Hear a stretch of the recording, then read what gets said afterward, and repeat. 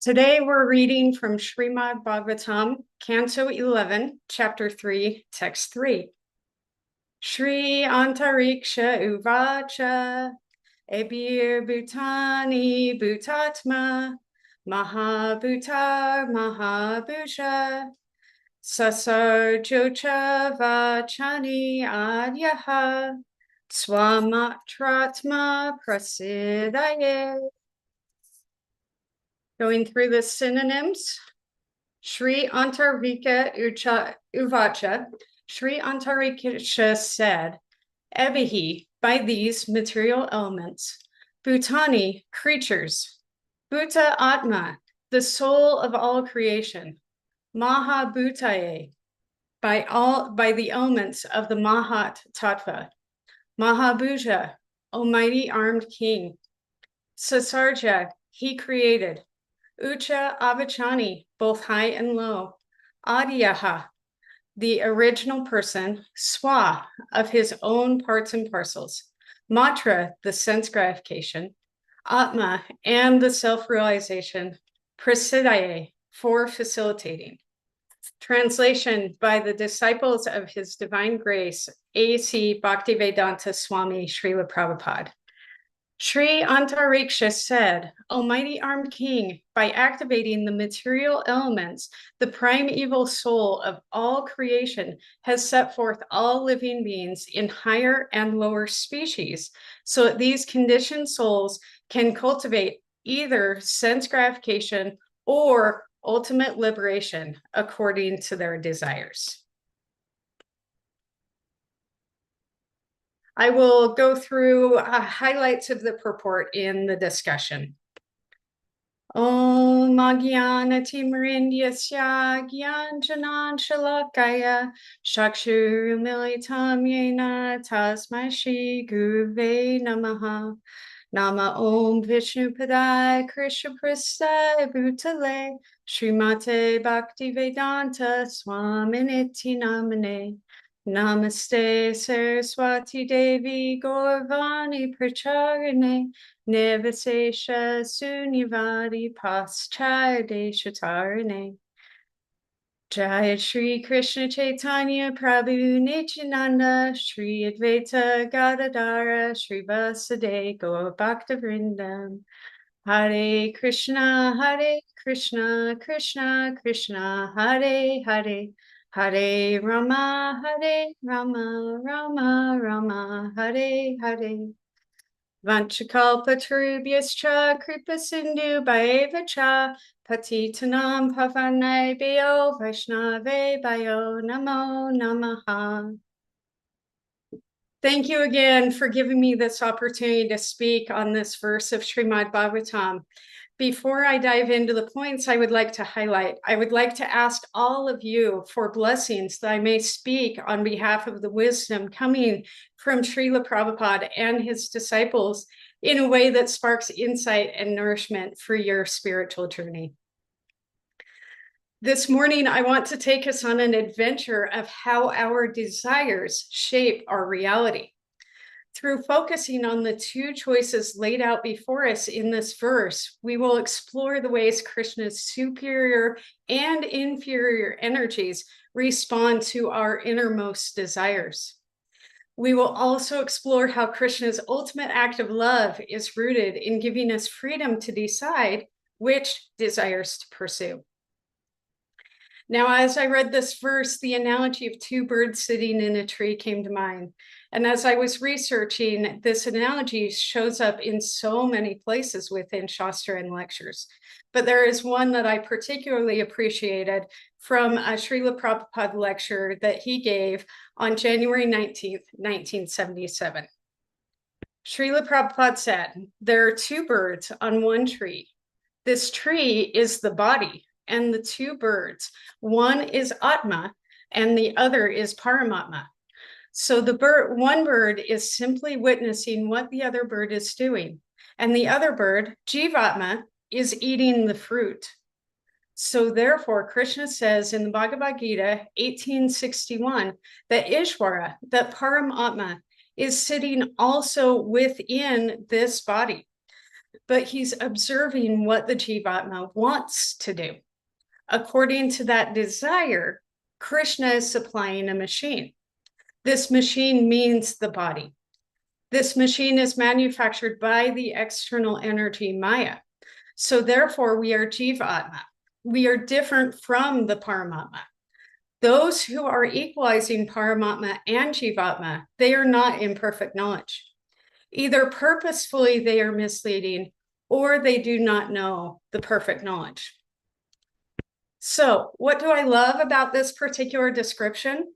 Well, Srila Prabhupada states clearly that our entanglement in this temporary material world is due to following the desires of the senses, not seeing the Paramatma within ourselves and all living beings, or falsely believing that we are equal to Paramatma, thus giving us freedom to lord over this material nature. Now, as we chase after fulfilling the senses we have been given for our own sense gratification, we completely forget that there is another bird sitting in the tree. We end up becoming the doers, the controllers, and all that we have depends on us alone. This consciousness entangles us in comparison and competition, desiring to gain power over everybody else. This consciousness also drives us to exploiting the things and people of this world for our own selfish ends. And it reduces others to objects to be used instead of living beings who are sparks of Krishna's eternal energy. There are so many examples of this type of consciousness throughout the epics. The ones that came to mind were Duryodhana chasing pride and military strength, believing that would protect him. Ravana chose to follow his lustful desire in kidnapping Sita, believing he deserved anyone he wanted.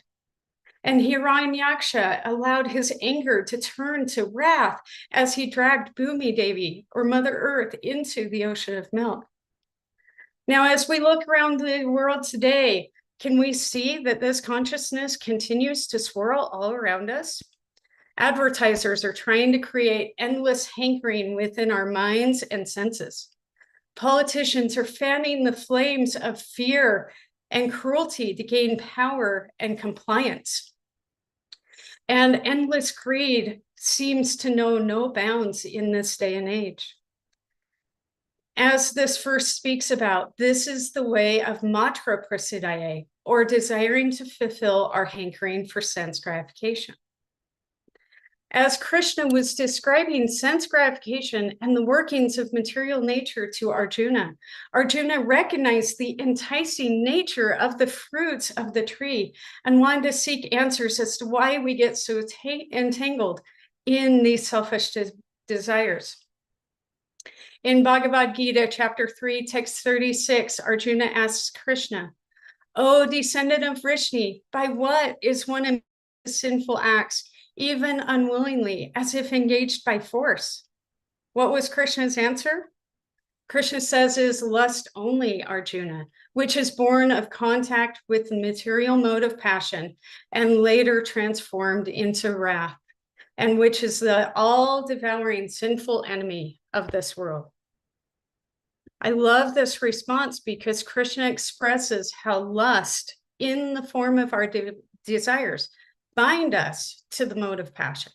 It is lust, not the mode of passion, that is the all-devouring sinful enemy of the world.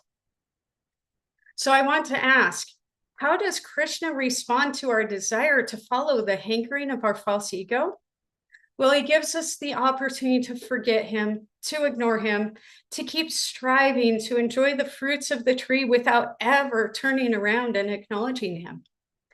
Meanwhile, he is the most patient, kind, and loving friend who is simply sitting in that tree, witnessing our endeavors and awaiting the day we turn and catch a glimpse of him. Now, I anticipate we are all here today because somehow or other we have caught a glimpse of there being something more than this endless hankering. So I want to ask all of you, what fruit turned bitter and poisonous enough for you to turn around and seek your friend sitting in that tree.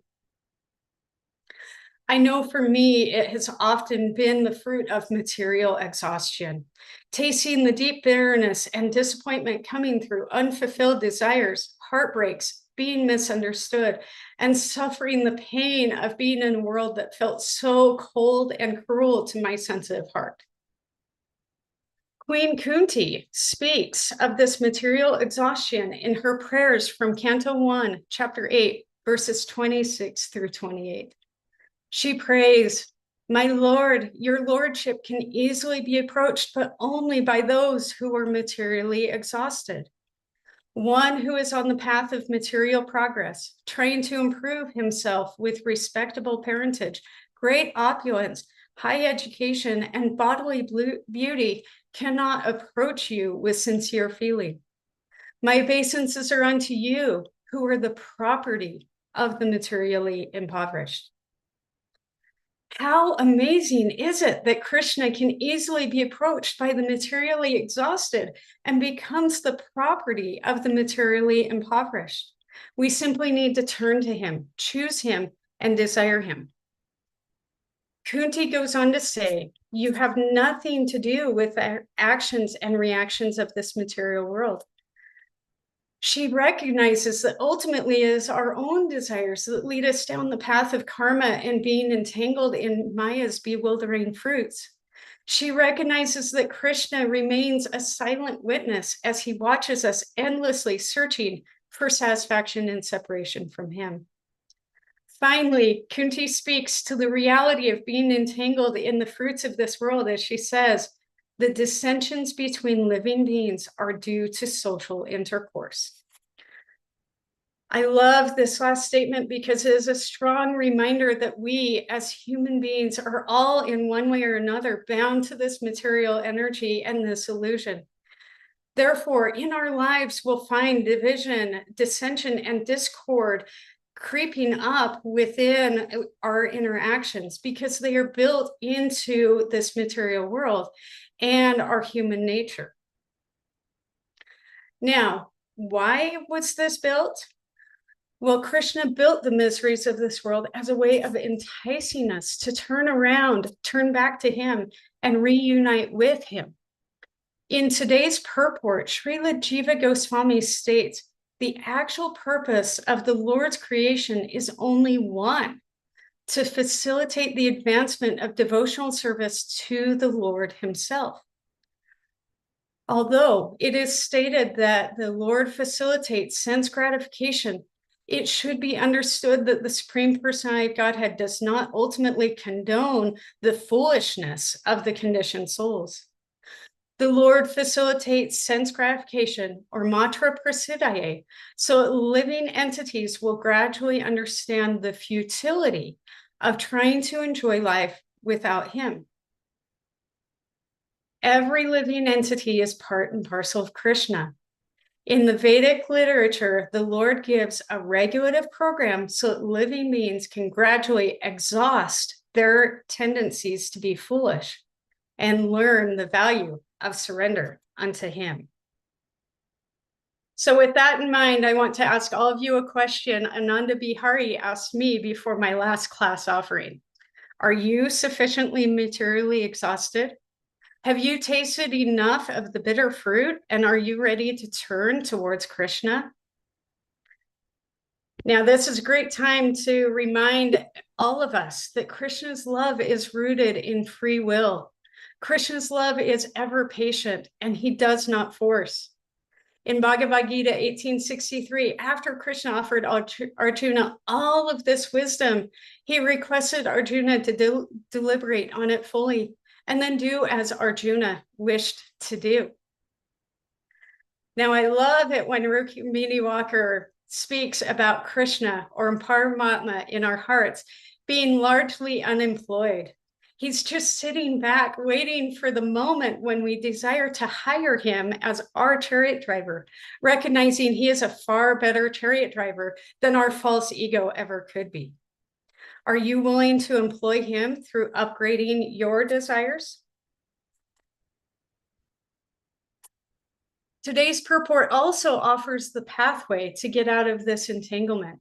Srimad Bhagavatam, Canto 10, Chapter 87, Text 2 states, "The Lord created the intelligence, senses, mind, and vital air of the living beings for sense gratification, for performing sacrifices to attain higher births, and ultimately for offering sacrifices to the Supreme Soul." Now, we have already discussed the pathway of sense gratification.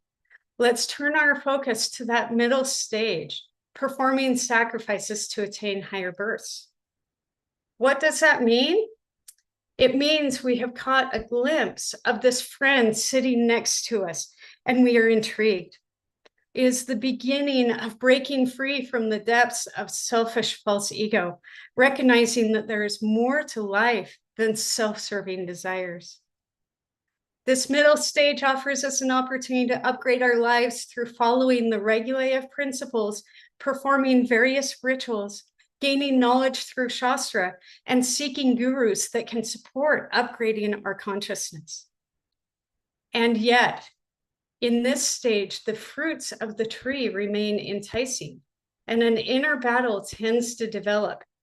Oh, and how that inner battle sure seems never ending, doesn't it? There is a prayer that describes this inner battle nicely. This prayer comes from Chaitanya Charitamrita Madhya Lila, chapter 22, text 16. "Oh, my Lord, there is no limit to the unwanted orders of lusty desires. Although I have rendered them so much service, they have not shown any mercy to me. I have not been ashamed to serve them, nor have I even desired to give them up. Oh, my Lord, O head of the Yadu dynasty, recently, however, my intelligence has been awakened, and now I am giving them up. Due to transcendental intelligence, I now refuse to obey the unwanted orders of these desires. And now I come to you to surrender myself at your fearless lotus feet. Kindly engage me in your personal service and save me." I really appreciate this prayer because it recognizes that Krishna is ultimately behind our intelligence being awakened, and how knowledge can lead to transforming our desire for sense gratification into desire to enter into Krishna's personal service. It recognizes that the protection we sought in the fruits of the tree was a false protection, and surrender to Krishna is our only saving grace. I also really appreciate his use of the phrase, "your fearless lotus feet," as it recognizes that Krishna is ultimately the remover of all fear. Krishna promises to carry us through this life if we remain desirous of him, seeking his guidance, protection, and love. And he gives us a chance every day and every moment to pause, reflect, and choose the path we take. Krishna is so loving that he leaves the choice to turn towards the fruit or turn towards him in our hands. Now, when we take responsibility for making an effort to upgrade our lives through upgrading our thoughts, behaviors, and actions, desiring to turn towards Krishna in our hearts, he becomes employed by our new desires and starts working in our lives and on our behalf. The more we choose to lovingly serve Krishna, the greater opportunity we have to reawaken spontaneous love for him. This love transcends all the fruits of the material world and transforms our consciousness towards seeking Krishna in everything, including through the miseries built into this material world. Now, again, referring back to Queen Kunti, she offers an example of turning towards Krishna's loving protection in the face of extreme misery, as she prays in Srimad Bhagavatam, Canto 1, Chapter 8, Text 24 and 25. "My dear Krishna, your lordship has protected us from a poisoned cake, from a great fire, from cannibals, from the vicious assembly, from sufferings during our exile in the forest, and from the battle where great generals fought.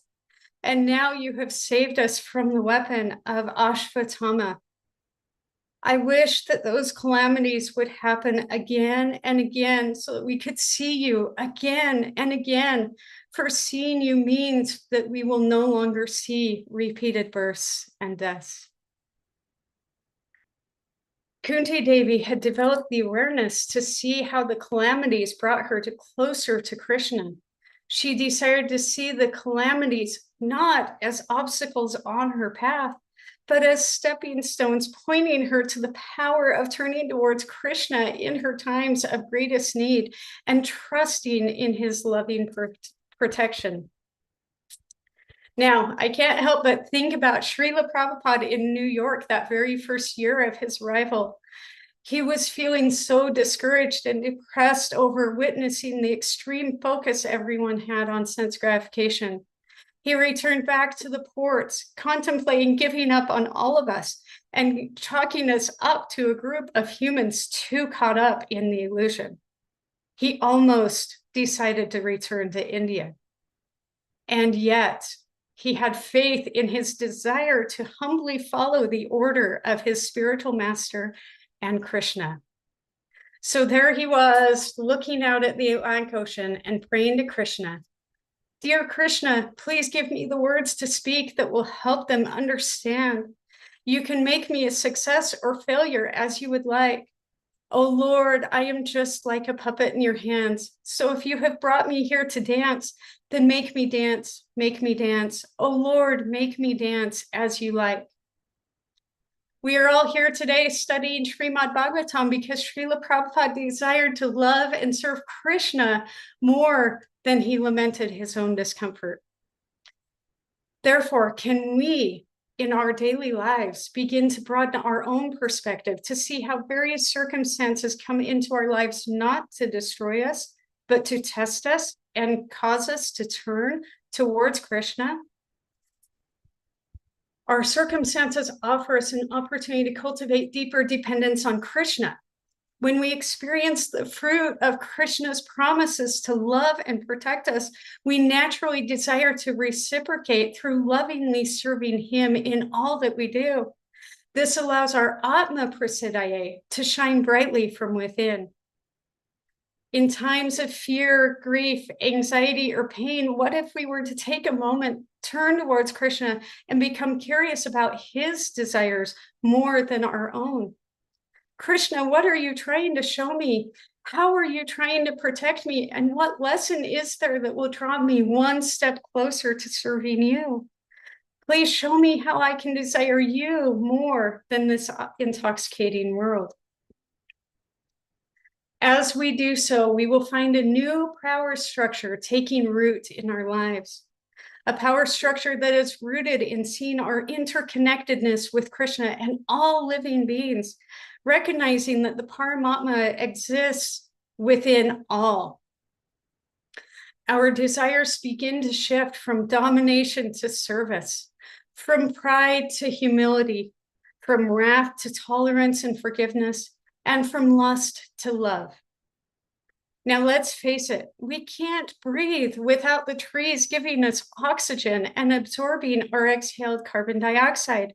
We can't eat without the bees pollinating the fruits and vegetables that then graciously give of themselves and offer us the nutrition that our bodies need.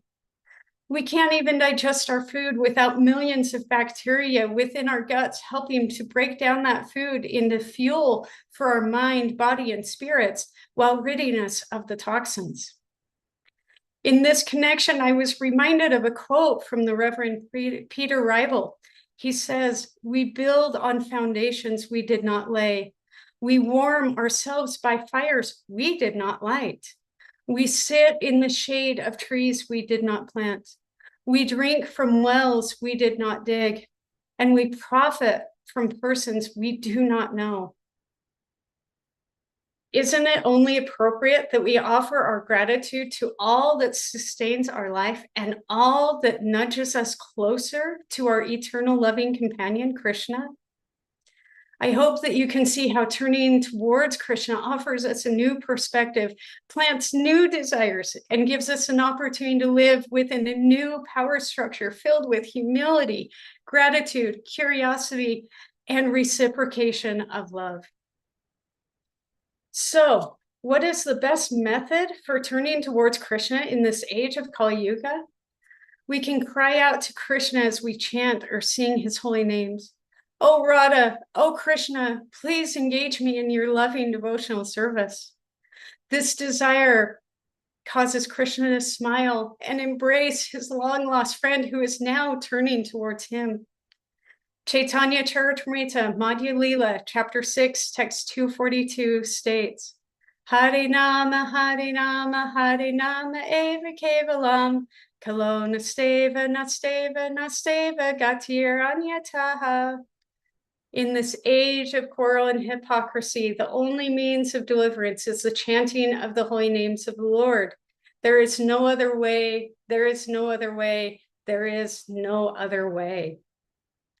This is Krishna's greatest mercy, and it is up to each one of us to take hold of this precious gift and chant with sincerity, for it isn't the chanting itself, but the sincerity of heart behind the chanting that captures Krishna's attention and binds him to us in loving reciprocation.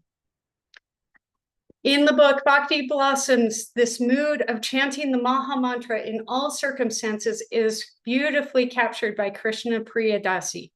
She prays, chant the holy name when sad and gloomy, it will dry up all your tears. If you're alone and scared, it will take away all your fears. Chant when tense and worried, for the holy name helps you cope. If life seems void and dry, the name showers the rain of hope. When strangled by the weeds of material life, the holy name will uproot them automatically. If you chant when pained by lonely silence, the name will resound ecstatically.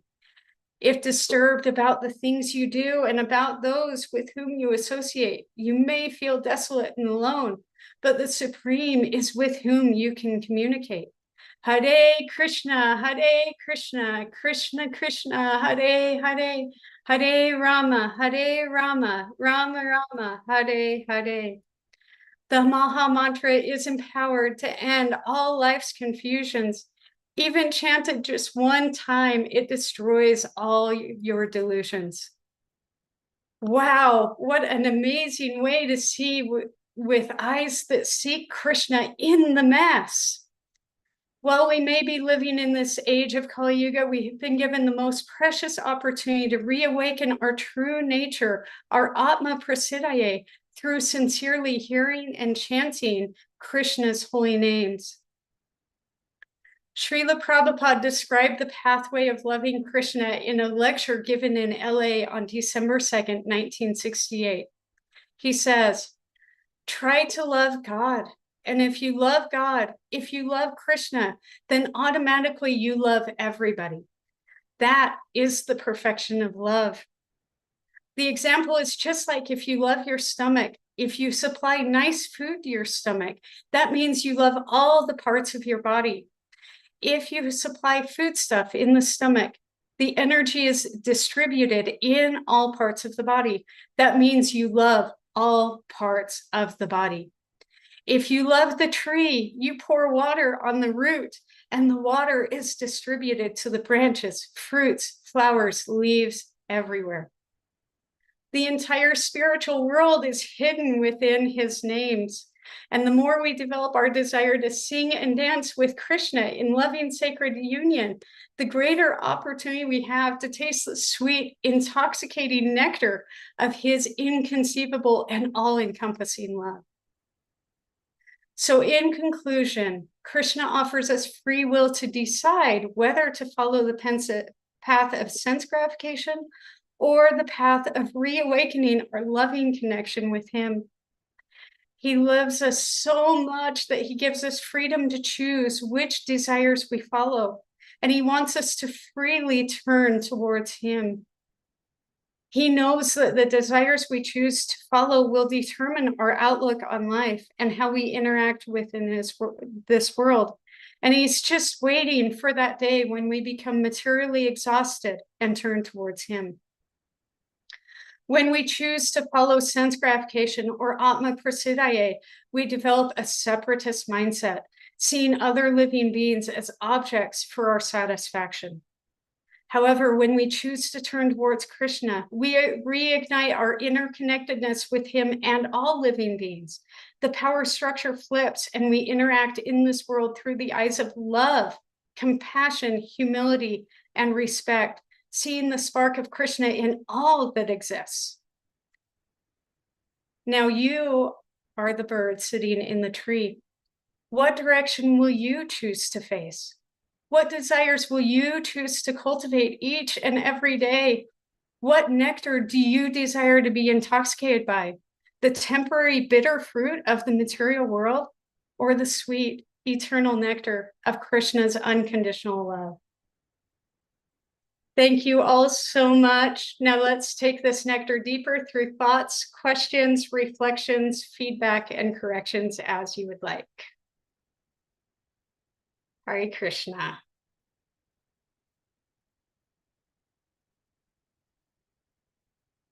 Hare Krishna, Nartaki, Radha. Wonderful class. Thank you so much. There's a verse in the Bhagavatam 1-10. It says, life's desires should never be directed toward sense gratification. So no matra, like we read in the verse today.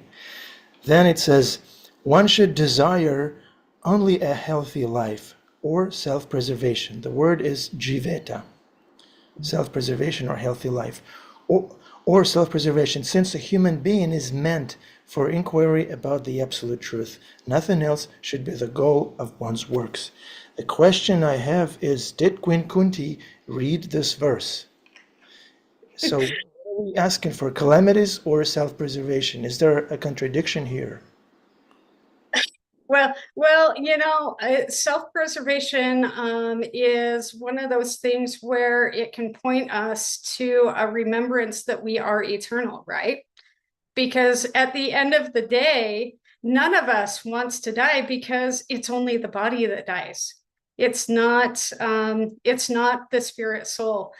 And what Queen Kunti was referring to was the fact that when she was comfortable, when she was living in this material world in opulence and comfort, she couldn't see Krishna.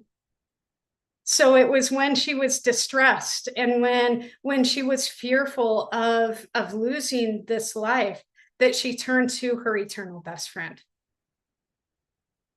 Thank you. So she wasn't a masochist, and there's no contradiction. She just wanted to remember Krishna. She recognized that Krishna showed up more in her distress than when she was comfortable. Thank you for that clarification. Thank you, Nartaki Radha. Sadhvi has her hand up. Hare Krishna, thank you very much for today.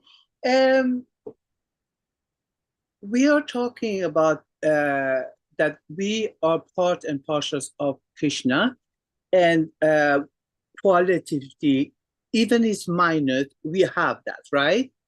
Yes.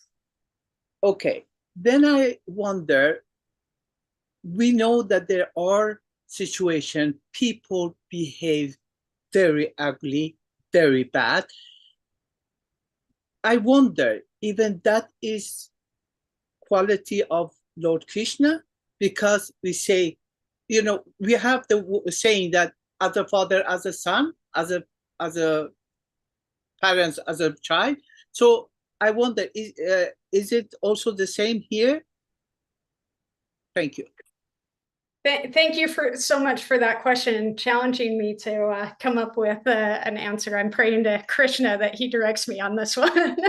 But I will go back to kind of what one of the quotes was of Krishna ultimately not condoning our pull towards sense gratification. So yes, he did create this material world with all of its ugliness, but the purpose is so that we get exhausted from all of that ugliness and turn towards him.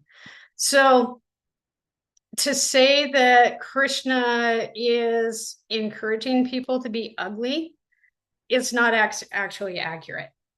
He's just sitting back and allowing that person to do what they do without interfering. because if he were to interfere, then that would be force, not love. And I will refer back to Queen Kuti speaking about how all of the dissension is due to social intercourse. We're all entangled in the modes of material nature. Some of us are going to be more entangled in the mode of ignorance, where we can't see anything beyond ourselves. Some of us are going to be entangled in the mode of passion, and some of us are going to be entangled in the mode of goodness. So it's our own consciousness and our own desires that feel which mode we are going towards. So those entangled in the mode of ignorance, that's their desire. And ultimately, it's their responsibility to turn towards Krishna. It's our responsibility to witness what's happening and also take that opportunity to turn towards love more than fear. May I ask another question, please? Certainly. Thank you. We talk about time, place, and circumstance. Then we talk about some people are in the mode of that, and some people in the mode of that. Is it possible that Krishna arranged it? For instance, I will give my example. I was seeker all my life, but I didn't find Bhagavad Gita before long over my 50 years old. So, is it possible that even though I'm seeking, even though I was looking to know, to learn, to understand, still I didn't get to that because it was not time for me, because Krishna arranged it that I didn't get to do it, even though I tried to do it. You know what I mean? So could it be the same thing for all others also? That because I mean, I can't, please forgive me for saying that, but I can't sit here and compare myself to the situation of Kunti, because Queen Kunti was exalted entity. I can't see thinking I could do this, I could go through the same thing as Kunti and still stay there, and you know what I mean? I can't compare that. So that's why I mean, could it be everything is arranged regardless in what I'm doing or how I'm doing it? You know what I mean? Thank you. Yeah. So yeah, you're speaking about what is destiny and what is free will. And yes, we are all on our own path, on our own time frame. We have multiple lifetimes that we are working through. So each one of us shows up in this world at a certain stage, and Krishna promises that whatever stage we're at the right time, he will bring us right back to where we left off. So we recognizing that I am where I am at because of something that may have been in my past life can help us to also recognize other people are where they are at because of the same thing, because of their conditioning. But what the key factor is as soon as we start to turn towards Krishna, then it's a gradual awakening to Krishna's love. So to be on the level of Queen Kunti, yeah, that's an elevated, exalted level that is extremely difficult for us to get to, especially in this day and age where we are surrounded by hypocrisy and confusion and all of that. We have a lot more that we have to break through, but at the same time, we also have the easiest process to cleanse our hearts, and that's through the Maha Mantra.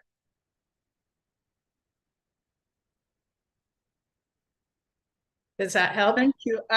Yes, thank you. I have more questions, but I wait for others to ask their question also. Thank you. I will come back if I may. Thank you. Dear devotees, please Bhima Prabhu, are you materially impoverished? Or Krishna is testing you with wealth, fame? I have everything a man could want. I have more than I can ask for. And if it's the struggle to maintain it, to obtain it, to restrain it, to pass it on, I'm getting pretty near well exhausted. So what you come to a point where he just says, none of this is happiness without love. And no love is possible without Krishna, whether it's love of family or if you should be exalted enough to be enamored of Krishna himself. I can't speak to that, but we can at least speak to the bhakti that is necessary in making it all worthwhile, because without love, it's nothing. It's all nothing. So the material, no one can say that love is material. It's bhakti. It's the extension of Radharani. Radharani is this personification of love. So without love, it's completely exhausting. So I can't speak to anything to do with love of God, but I can tell you that despite having everything materially, if you don't have love in your life, then you have zero. If that's the akinchana that we are told to obtain. Hare Krishna. Thank you, Bhima Kaviraj Prabhu. Yeah, and even when we have something, it's so flickering, right? You can't even hold on to it. You just live long enough to realize that you can't claim anything, basically, in this world, because it'll be taken away. So therefore, what do we do, Anupam Prabhu? Knowing that everything will be taken away, what do we do? It's a question for Anupam Prabhu. What do we do, knowing that everything will be taken away? Preemptive giving, is that the correct answer? Yes. Yes. Vaisheshika Prabhu ki jai.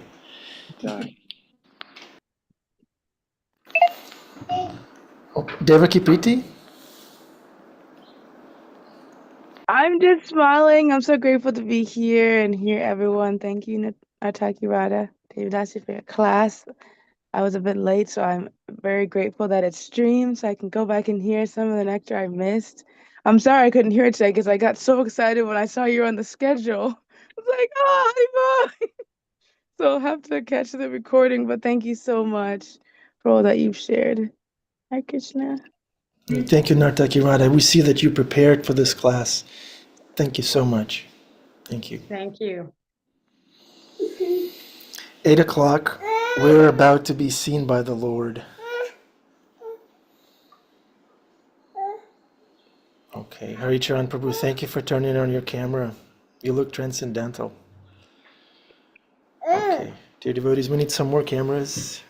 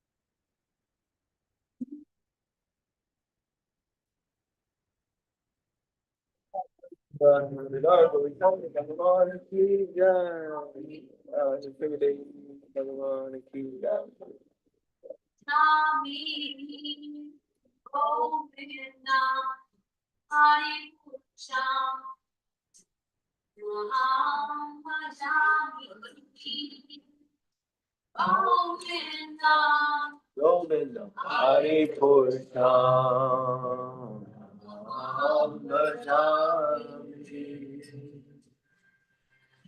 Venam Kwan Bantamara Vindadaraya Tastam Bhagavatam Samastitam Pura Sundarangam Kanda Kakoti Kamaniya Ishesha Suma Govindam Hari Govindam Hari Purusham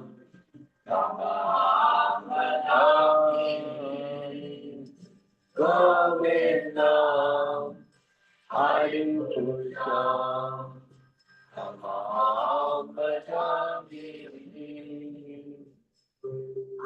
Hari Hari Asya Sakalam Diya Priti Mante Asyanti Tanti Kayanti Jivam Jaganti Ananda Chimaya Sadhu Alavigrahasya Govindam Hari Purusham Amam Bhajami Govindam Hari Purusham Amam Bhajami Govindam Hari Purusham Amam Bhajami Govindam Hari Purusham Amam Bhajami Govindam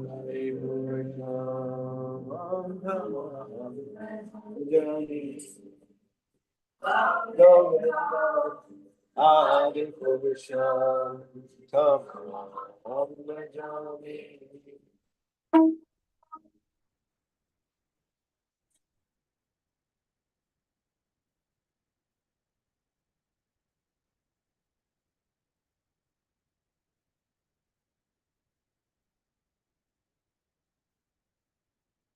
Govindam Hari Purusham Amam Bhajami Govindam. Jai Shri Radha Muralidhar Gaurachander Bhagavan Ki Jai. Sringadev Bhagavan Ki Jai. Jodha Radha Muralidhar Ki Jai. Srila Prabhupada Ki Jai. Lotus feet of our spiritual master.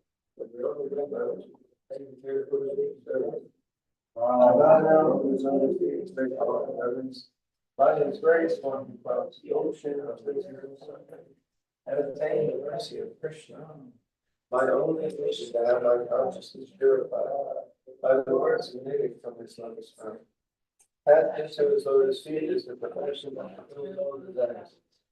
He opens my darkened eyes, fills my heart with transcendent knowledge. He is my Lord, birth after birth. From him ecstatic praise.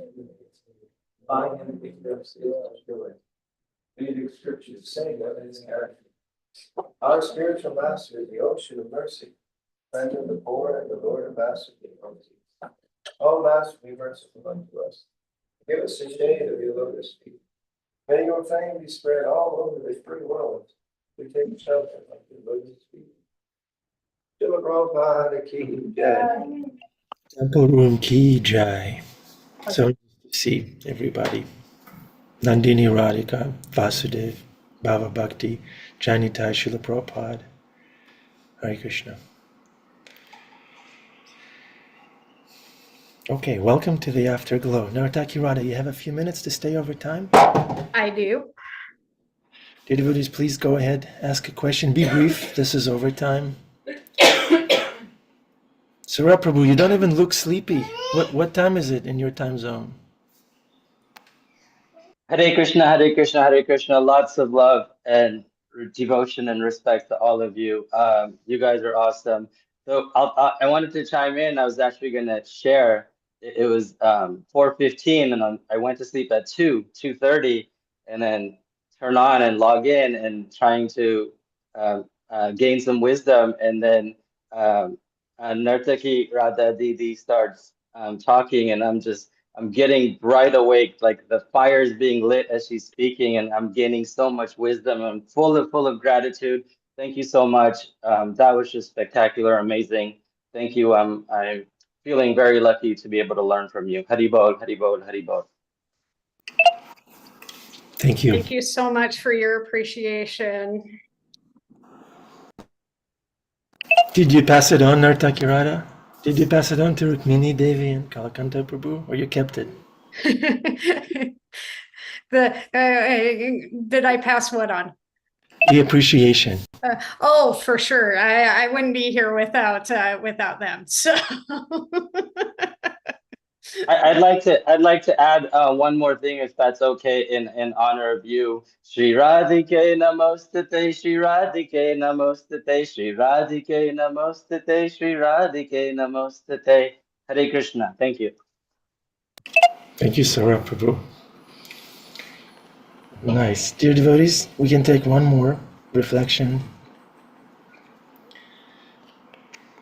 My reflection is no mantra. Mantra sells gratification, right? In the verse it says mantra.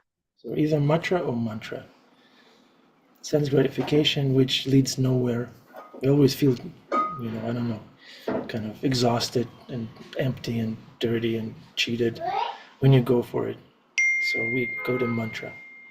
Yeah. That's my takeaway. Thank you, Nartaki. How amazing is it that it's just one letter that it makes that difference? One tiny letter shifts from sense gratification to Krishna's love. Yeah, so the shift is easy apparently, right? If it weren't for our stinking false ego getting in the way.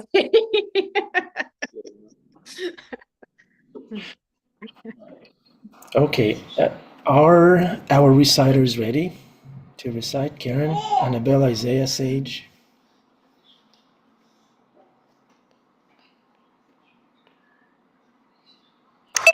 Ready is relative. They're in their pajamas. No, I'm not. I'm still dressed. I'm dressed. Hare Krishna, Hare Krishna, Krishna Krishna, Hare Hare, Hare Rama, Hare Rama, Rama Rama, Hare Hare. Thank you so much. Annabelle, Isaiah, Sage, you are the best. Krishna Kumari was in ecstasy. We saw her big smile. Nartaki, thanks again for the wonderful class. Please convey our regards to Rukmini Devi and Kalakanta Prabhu Sampradaya. We love you. We need you. Come again tomorrow, dear devotees. Happy. Thank you very much for today. Hare Krishna. Hare Krishna.